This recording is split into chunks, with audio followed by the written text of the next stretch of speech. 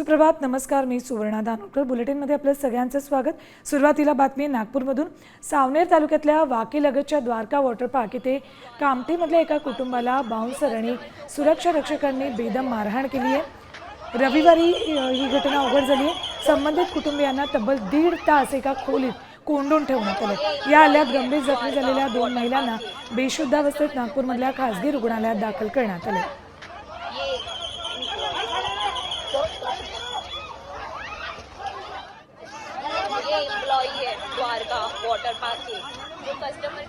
Update जाणून घेऊयात आमचे प्रतिनिधी पराग ढोबळे यांच्याकडून। पराग, काय नेमकं झालं होतं, का मारहाण करण्यात आली, काही अपडेट्स करतायत? मिळते आहे रविवार खरं तर हा अनेकांना सुट्टीचा दिवस असतो, त्यामुळे वेगवेगळ्या पर्यटन स्थळी जाऊन आपला जो आनंद साजरा करत असतात। मात्र काल तिथे ज्या पद्धतीनं वाद उद्भवला, क्षुल्लक कारणातून काहीतरी सुरक्षा रक्षकाचा वाद झाला आणि त्यानंतर वाद विकोपाला गेला आणि तिथले सुरक्षा रक्षक जे आहेत मारहाण केल्याची माहिती समोर येते। आपण बघू दृश्यांमध्ये सुद्धा पाहायला मिळते सुरक्षा रक्षक जे आहे ते काठी घेऊन मागे धावताना दिसत आहे। त्यामुळे गंभीर खरं तर हा प्रकार होता। जे एका खोलीमध्ये डांबून सुद्धा ठेवण्यात आलं होतं। त्यांनी पोलिसांशी संपर्क साधण्यात आला। खापा पोलिसांनी मात्र त्याकडे दुर्लक्ष केलं। त्यांनी जेव्हा पोलीस अधीक्षकांचा नंबर काढला आणि त्यावर संपर्क केला, त्यानंतर त्यांना खरं तर पोलिसांची मदत मिळाली आणि यामध्ये 2 महिलांना जे आहे सध्या रुग्णालयात दाखल करण्यात आल्याची माहिती मिळाली आहे। कुटुंबियांनी तक्रार केलेली आहे। नेमका काय गुन्हा दाखल झाला ते अद्याप स्पष्ट झालेलं नाही। मात्र गंभीर पराग, अपडेट्स तुमच्याकडनं घेत राहू। तुर्तास धन्यवाद संपूर्ण माहितीसाठी। तर बाउन्सर आणि सुरक्षा रक्षकांकडून जोरदार मारहाण करण्यात आली। केवळ पुरुष नाही तर महिलांना सुद्धा मारहाण करण्यात आली। त्या 2 महिला बेशुद्ध अवस्थेत होत्या। त्यानंतर पोलिसांनी त्यांना रुग्णालयात दाखल केलं।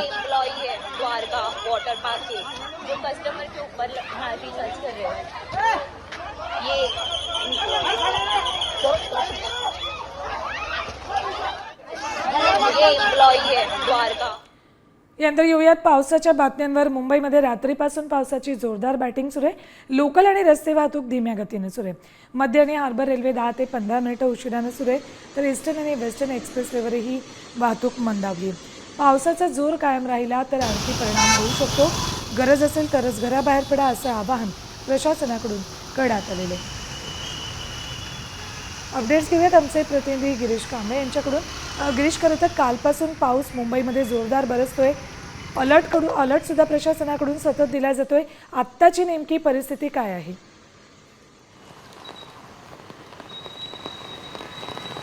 मुंबईत ऑरेंज अलर्ट जारी करण्यात आलेला आहे। मुसळधार पाऊस पडणार असल्याचा अंदाज व्यक्त करण्यात आलेला आहे। काल रात्रीपासूनच मुंबईत आहे ते संततधार पावसाची सुरू आहे। ढगांचा कडकडाट आणि जोरदार वाऱ्यासह मुसळधार पाऊस आहे तो मुंबईत पडतोय। आत्ता देखील पावसाचे संततधार आहे ते सुरू आहे। जोरदार वाऱ्यासह मुंबईत आहे तो पाऊस पडतोय। दक्षिण मुंबई असेल, दक्षिण मध्य मुंबई असेल, उपनगर असेल, सगळीकडेच जोरदार पावसाची बॅटिंग आपल्याला पाहायला मिळते। सद्यस्थितीत कुठेही सखल भागात पाणी साचलेलं नाही आहे। मात्र पाऊस जोरदार पडत असल्यामुळे थोडेसे पूर्व द्रुतगती मार्गावरील वाहतूक आहे ती मंदावलेली आहे।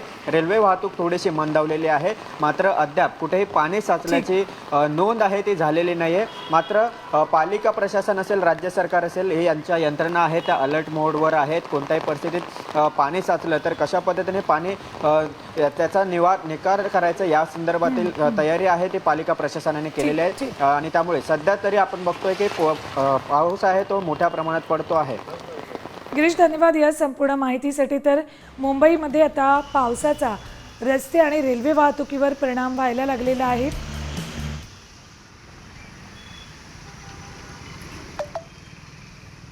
तर रात्रीपासूनच मुंबईमध्ये जोरदार पाऊस बरसतोय। उपनगरांमध्ये सुद्धा पावसाचा जोर रात्री अधिक होता। ही बॅटिंग पावसानं अशी सुरू ठेवली तर मग सखल भागांमध्ये पाणी साचू शकतं। मुंबईमध्ये आजही वादळी वाऱ्यासह पावसाचा अलर्ट देण्यात आलेला आहे। मुंबईमध्ये किती पावसाची नोंद झाली बघूया आपण ग्राफिक्सच्या माध्यमातून। बघा, फोर्टमध्ये 74 मिलीमीटर पावसाची नोंद झाली आहे। बांद्र्यात 62 मिलीमीटर, मलबार हिल परिसरामध्ये 60 मिलीमीटर पावसाची नोंद झाली आहे। लोअर परळमध्ये 58 मिलीमीटर पाऊस कोसळला आहे। हाजी अली परिसरात 57 मिलीमीटर पावसाची नोंद झाली आहे। माटुंग्यात 56 मिलीमीटर, ग्रँड रोड परिसरात 47 मिलीमीटर पावसाची नोंद झाली आहे। तर सांताक्रूजमध्येही 47 मिलीमीटर पाऊस नोंदवला आहे। दादरमध्ये 41 मिलीमीटर पाऊस झाला आहे। चर्चगेटमध्ये 38 मिलीमीटर पावसाची नोंद केली. अंधेरीत 33 मिलीमीटर, मुंबई सेंट्रलमध्ये 30 मिलीमीटर पाऊस नोंदवलाय. बोरिवलीत 28 मिलीमीटर पाऊस नोंदवलाय. तर वरळीमध्ये 26 मिलीमीटर पावसाची नोंद झाली. BKC मध्ये 25 मिलीमीटर पाऊस नोंदवलाय. तर वर्सोव्यात 23 मिलीमीटर पाऊस नोंदवलाय.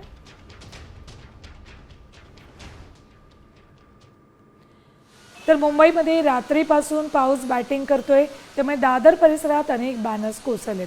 मुंबईमध्ये सेना भवनासमोर राजकीय नेते बॅनरबाजी करताना दिसत. मुंबई महापालिकेकडे या अनधिकृत राजकीय बॅनर्स विरोधात तक्रारीही येतात. मात्र आता पावसानंच हे बॅनर्स कोसळलेत, त्यामुळे हे बॅनर तातडीनं प्रशासनानं काढावे अशी मागणीही नागरिकांकडून केली जाते.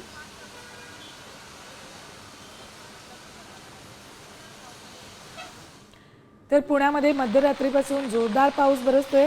शहरातल्या मध्यवर्ती भागांच्या उपनगरांमध्ये पहाटेपासूनच रिपरिप सुरू आहे. तर काही ठिकाणी पावसाचा जोर अधिक आहे. गेल्या 2 दिवसांपासून पुणे शहरात पावसानं दमदार बॅटिंग केली, त्यामुळे मुठा नदीच्या पात्रातही पाणी मोठ्या प्रमाणात वाढले. पुण्याला पाणी पुरवठा करणाऱ्या धरणपांडव क्षेत्रातही चांगला पाऊस होताना दिसतोय. परिणामी मुठा नदीची पातळी वाढली. पुणे शहराला आज आणि उद्या अलर्ट जारी करण्यात आला.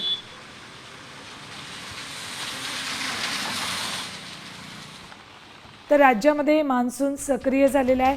आज कोकण घाटमाथ्यावर पावसाचा जोर कायम राहण्याची शक्यता आहे. रायगड जिल्ह्यात रेड अलर्ट दिला आहे, तर नागरिकांनी सावधगिरी बाळगण्याचं आवाहन करण्यात आलं आहे. उर्वरित कोकण आणि घाटमाथ्यावर ऑरेंज अलर्ट देण्यात आला आहे. तर पूर्व विदर्भात पाऊस वाढणार आहे.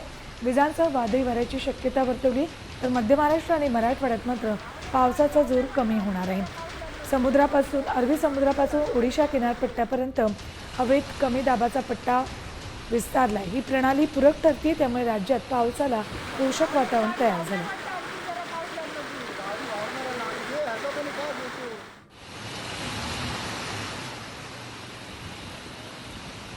रायगडला रेड अलर्ट देण्यात आलाय. केवळ रायगड जिल्ह्याला राज्यामध्ये रेड अलर्ट दिलाय. तर रत्नागिरी, सिंधुदुर्ग, कोल्हापूर, सातारा, पुणे या जिल्ह्यांना ऑरेंज अलर्ट देण्यात आलाय.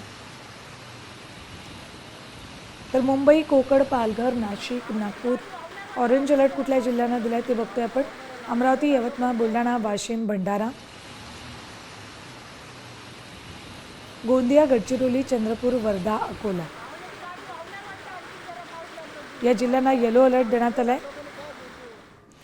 तर सिंधुदुर्ग जिल्ह्याला आज ऑरेंज अलर्ट देण्यात आलेला आहे. जिल्ह्यामध्ये सकाळपासून थांबून थांबून पावसाच्या सरी कोसळत आहेत. मालवण, कणकवली, कुडाळ, सावंतवाडीत पावसाचा जोर आहे.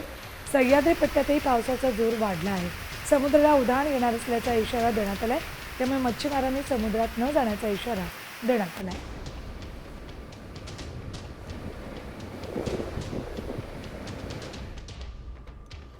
तर खेडमध्ये पडणाऱ्या मुसळधार पावसामुळे जगबुडी नदीच्या पातळीत कमालीची वाढ झाली.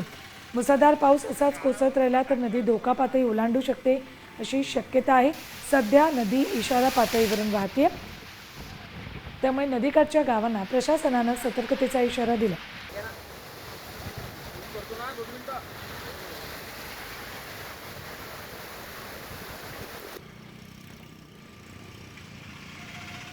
तर रायगडमधनं महत्त्वाची बातमी. कशेडी घाटामध्ये मुंबई गोवा महामार्गावर दरड कोसळली. बोगद्याच्या अलीकडे काही अंतर आधी रस्त्यावर दरड कोसळली. डोंगरातला मातीचा मोठा ओसरा वाहून आलाय. सुदैवाने कोणतीही जीवितहानी झालेली नाही. बॅरिकेडिंग करण्यात आलंय आणि एका बाजूनं वाहतूक सुरू ठेवली.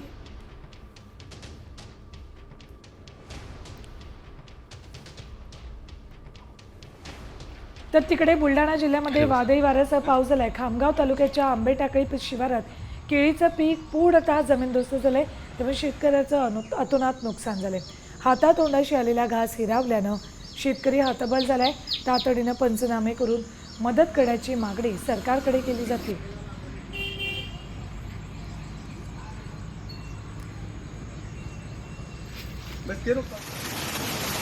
बातमी केदारनाथमधून. केदारनाथ घाटीत मुसळधार पाऊस कोसळतोय, त्यामुळे केदारनाथाला जाणारा पायी मार्गांवर मोठा ढिगारा आला आहे. त्यामुळे काही काळासाठी हा मार्ग थांबवण्यात आलाय. लाखो भाविक सध्या केदारनाथच्या दर्शनासाठी आले आहेत.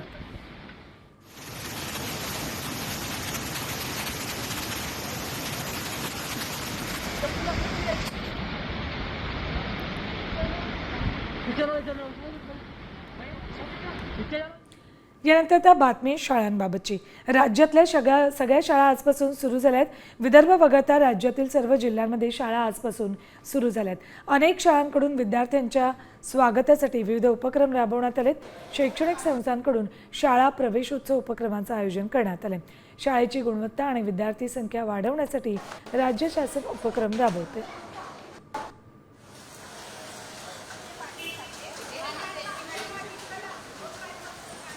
तर एसटीनं प्रवास करणाऱ्या विद्यार्थ्यांसाठी आनंदाची बातमी. या विद्यार्थ्यांचे हेलपाटे थांबणार आहेत, कारण आजपासून एसटीचा पास थेट शाळेमध्ये मिळणार आहे. अनेक विद्यार्थ्यांना आपल्या घरापासून शाळा आणि कॉलेजला जाण्यासाठी एसटीनं प्रवास करावा लागतो. शाळेत सवलतीत पास काढताना विद्यार्थ्यांना कोणतीही अडचण येऊ नये यासाठी ही मोहीम राबवण्यात येते. जिल्ह्यातील सर्व आगार प्रमुख शाळेला भेट देऊन सर्व विद्यार्थ्यांना पासचं वाटप करणार आहेत.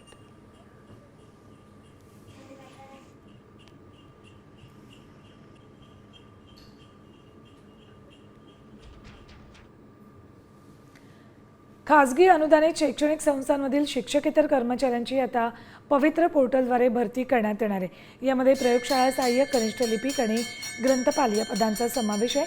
शालेय शिक्षण विभागानं त्याचा प्रस्ताव शासनाला सादर केला आहे. राज्यातील खासगी अनुदानित शैक्षणिक संस्थांचे सुमारे 25,000 शिक्षकेतर कर्मचारी मंजूर आहेत.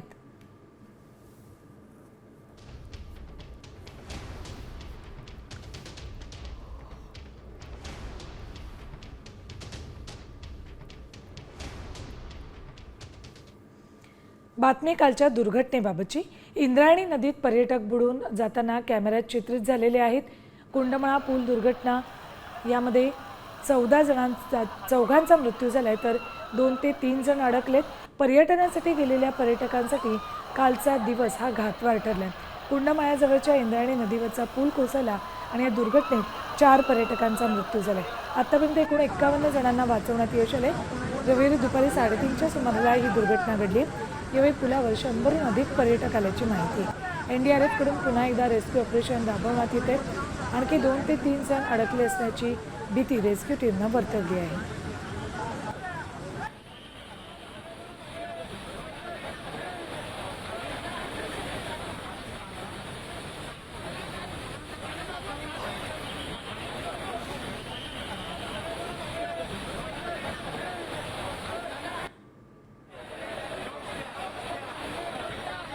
लेट नाईट तो ब्रिज बाहेर काढलेला आहे. जे काही मिसिंग आहे किंवा मिसिंगची जी कंप्लेंट जोपर्यंत येत नाही तोपर्यंत आपल्याला अधिकृत जो आकडा आहे तो आपल्या समोर येणार नाही.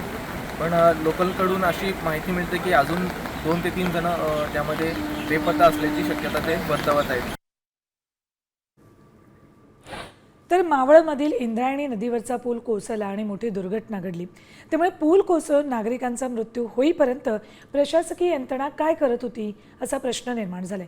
पूल कसा कोसळला, दुर्घटना का घडली, पाहूयात या स्पेशल रिपोर्टमधून.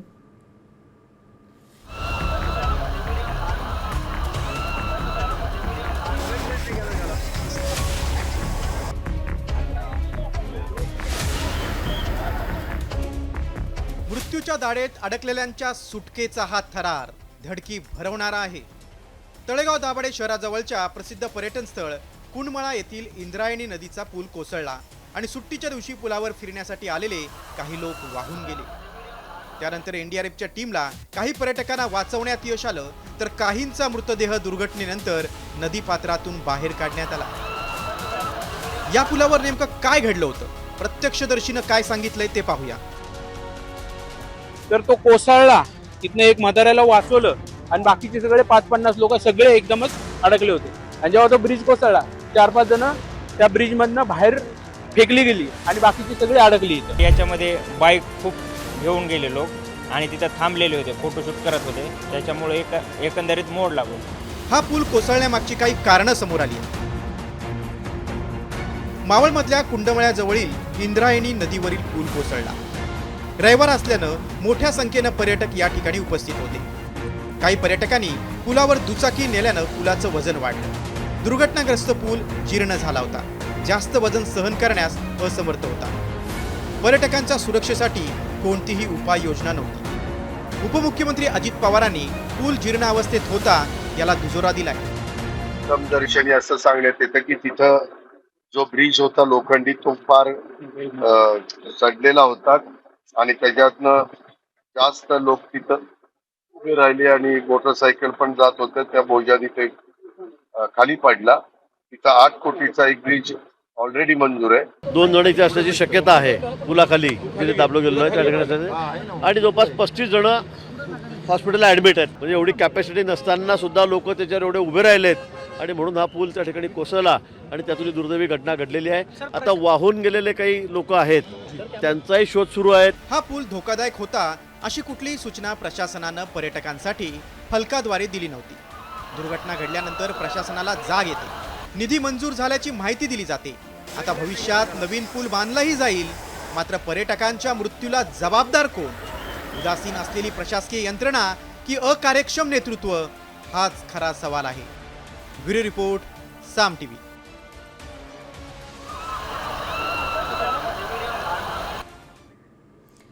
तर तिकडे कर्नाटकातही दुर्घटना घडलेली आहे. मुसळधार पावसामुळे भिंत कोसळली. मंगळूरमधील ही घटना आहे. भिंत कोसळतानाची दृश्य CCTVत चित्रित झाली. भिंतीसह विजेचा खांबही कोसळलाय. भिंत कोसळल्यामुळे 10 वर्षाच्या मुलीचा मृत्यू झाला. CCTVत ही भिंत कोसळतानाची दृश्य चित्रित झालेली आहेत. मुसळधार पाऊस कर्नाटकातही कोसळतोय आणि त्यावेळेला ही भिंत कोसळली आणि एक विजेचा खांबही कोसळलाय. यात 10 वर्षाच्या मुलीचा मृत्यू झाला. अपडेट्स घेऊयात आमचे प्रतिनिधी विशाल सवणे यांच्याकडून. विशाल, यात एक मृत्यू झाल्याचं कळतंय. जखमी आहे का कोणी? काय अपडेट्स? खरं तर मागच्या 2 ते 3 दिवसांपासून मुसळधार पाऊस कोसळतोय आणि कर्नाटकच्या मंगळूरमध्ये ही घटना घडलेली आहे. एका सोसायटीची ही कंपाऊंड वॉल आहे आणि पाऊस इतक्या मोठ्या प्रमाणावरती कोसळत होता की ती कंपाऊंड वॉल जी आहे ती संपूर्णपणे कोसळलेली आहे आणि एक दुर्दैवाने यात एका 10 वर्षाच्या मुलीचा जो आहे तो मृत्यू झाल्याची माहिती जी आहे ती समोर येते. मात्र घटना अतिशय भयंकर आहे. सध्या त्या ठिकाणी रेस्क्यू टीम जी आहे ती पोहोचलेली आहे आणि संपूर्ण जो परिसर जो आहे तो मोकळा करण्याचं काम जे आहे ते सुरू आहे. ज्यावेळेस हे वॉल कोसळली त्यावेळेस समोर असणाऱ्या एका विजेच्या खांबावरती ती पडलेली आहे. त्यामुळे परिसरातल्या काही भागातली जी वीज जी आहे ती देखील खंडित करण्यात आल्याची माहिती समोर येते. ठीक. धन्यवाद विशाल संपूर्ण माहितीसाठी.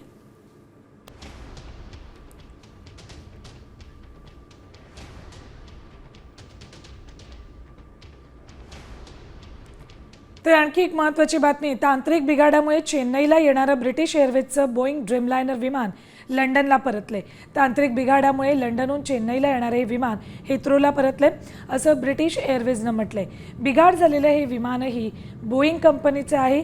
तर सुदैवानं यात कुठलीही जीवितहानी झालेली नाही.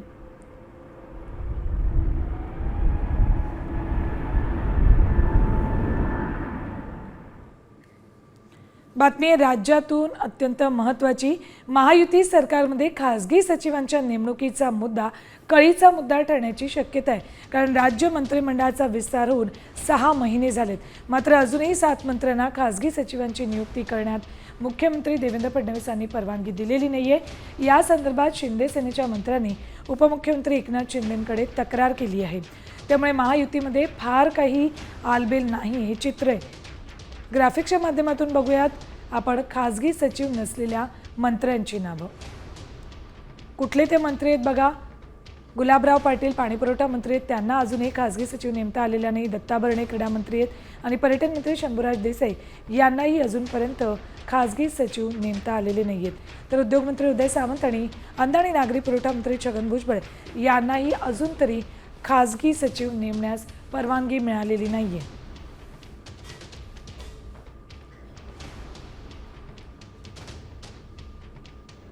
तर वनमंत्री गणेश नाईक आणि जलसंधारण मंत्री संजय राठोड या दोघांनाही अजून तरी खासगी सचिव नेमण्यासाठी परवानगी मिळालेली नाही.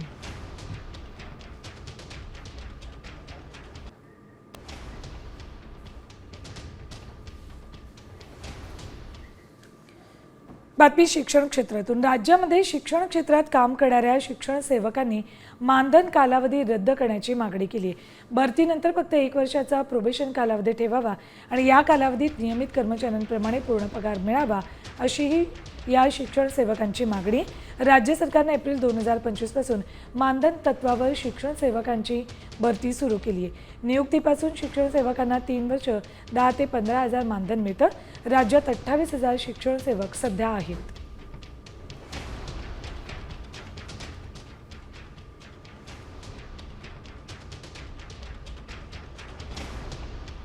बघा, एप्रिल 2025 पासून मानधन तत्वावर शिक्षण सेवकांची भरती सुरू झालेली आहे. नियुक्तीपासून 3 वर्ष मानधन पद्धतीवर काम करावं लागणार आहे. तर महिन्याला 10 ते 15,000चं मानधन या शिक्षण सेवकांना दिलं जातं. राज्यात 28,000 शिक्षण सेवक सध्या कार्यरत आहेत. तर कनिष्ठ लिपिक, ग्रंथपाल, प्रयोगशाळा सहाय्यक यांचा यात समावेश आहे. बातमी मालवणमधून. राजकोट किल्ल्यावर नव्यानं उभारलेल्या शिवरायांच्या पुतळ्याच्या चबुतरा बाजूची जमीन खचली आहे. यावरून शिवप्रेमींनी नाराजी व्यक्त केली. दरम्यान साम टीव्हीने ही बातमी दाखवल्यानंतर प्रशासनाला जाग आली. सार्वजनिक बांधकाम विभागानं चबुतऱ्याच्या बाजूला पडलेलं भगदाड बुजवायला सुरुवात केली आहे. आज बघितलं दुपारी तर जवळपास 3-3.5 फूट खड्डा खचला. मग मी असं म्हणेन की मी सगळा हा कारभार प्रशासनावर टाकेन. प्रशासन अनभिज्ञ आहे, कारण हे कळवलं होतं स्थानिकांनी, तरीही दुर्लक्ष केलं आणि त्याचा परिणाम हा 3 फुटावर आता गेलेला आहे. तर PWDने आणि इतर अधिकाऱ्यांनी तात्काळ इथे येऊन स्थानिक बांधणीनं, स्थानिक गवंड्यांना, म्हणजे जे स्थानिक बांधकाम आहेत, गवंडी म्हणतात करणारे, त्यांना न पाचारण करता एक प्रोफेशनल तुमचा स्टाफ घेऊन ते काम करायला पाहिजे, कारण हे भविष्यात परत हे पुनरावृत्ती होणार यात दुमत नाही आहे. तर शिवाजी महाराजांच्या पुतळ्याच्या कामात भ्रष्टाचार झाल्याचं आम्ही आधीपासून सांगतोय. या घटनेची चौकशी झाली पाहिजे अशी मागणी माजी आमदार वैभव नाईकांनी केली. आजूबाजूला जे PWDने काम केलं, जे पहिलं काम केलं होतं आणि नवीन काम केलं, ते पूर्णतः बोगस काम केलं. या कामामध्ये मोठ्या प्रमाणात भ्रष्टाचार झालेला आहे. खरं तर माननीय मुख्यमंत्री देवेंद्र फडणवीस यांनी या सगळ्याची सखोल चौकशी केली पाहिजे आणि दोषींना कडक शासन दिलं पाहिजे. त्यासाठी स्थानिक अधिकाऱ्यांवर, स्थानिक लोकप्रतिनिधींवर विश्वास न राहता आपण स्वतः लक्ष घातलं पाहिजे अशी विनंती आहे. यानंतर बातमी आहे सोनिया गांधींबाबतची. काँग्रेस नेत्या सोनिया गांधी यांची प्रकृती बिघडली, त्यामुळे त्यांना दिल्लीतल्या गंगाराम रुग्णालयात दाखल करण्यात आले.